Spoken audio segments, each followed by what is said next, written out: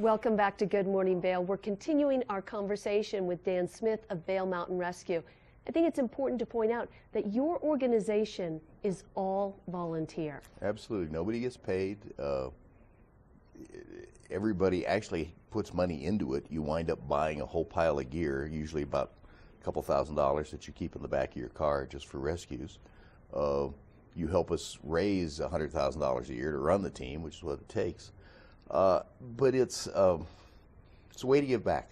It's a way for people with a particular skill set to give back. It's not for somebody that's never rocked around the backcountry a bit and is now suddenly 65 or 70 years old and wants to start helping with people. There are plenty of things for that. This is one where you've got to have some experience, and you've got to get it, believe me, at a younger age. Do not try and get it at 71. I'll tell you, that's a very bad idea. But this is Happy Valley. Everybody knows it's Happy Valley. Except it's not Happy Valley for everybody. It's not Happy Valley for the 2 kids out on Homestake Road.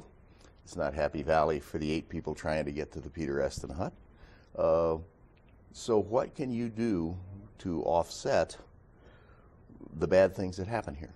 Well, Mountain Rescue's one. I'll give you another one just last night.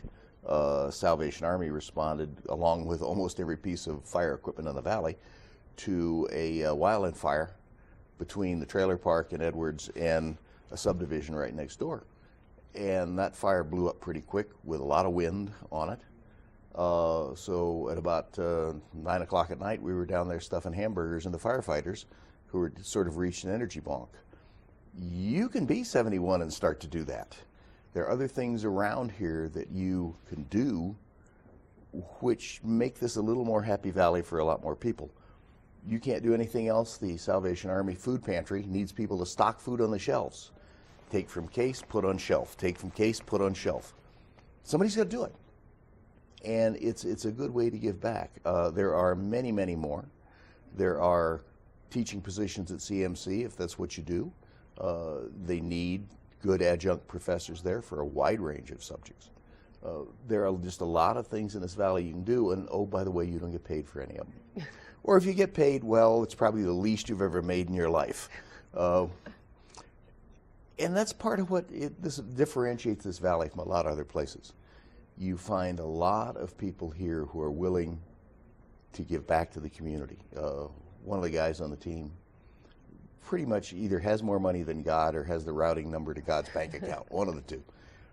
That's the one guy I can guarantee is standing next to me at 2:30 in the morning at a trailhead in the dark, in the rain, trying to help get somebody out.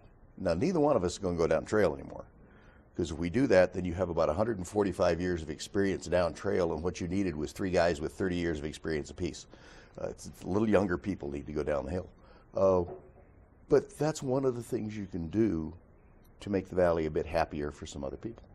You guys have a big benefit coming up this summer. Yes, we do. July 19th? Yeah, Friends of Mountain Rescue is putting that on for us. It's probably half the revenue that we'll get, and it all goes into the endowment.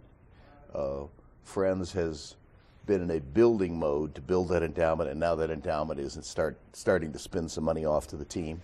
It's probably going to pay for half of a new truck. It's probably going to pay, it did pay for basically half the new radios we got. And it's designed in such a way that the principal stays there in perpetuity and the interest on it spins off and gives the team probably half its budget in a year. And that's going to be a good thing. That's going to work. That's something else where you need somebody, a 70-year-old banker, or I think Jim might be a little older than that, runs the financial side of it.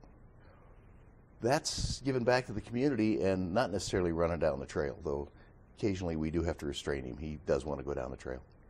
Dan, great talking with you. Thanks for all you do and for all Vail Mountain Rescue does as well in our community. That's Dan Smith of Vail Mountain Rescue. You can find them online at vailmountainrescue.org for more information or if you'd like to make a donation. Stay tuned. We've got to take a quick break, and when we come back, we've got your weather forecast.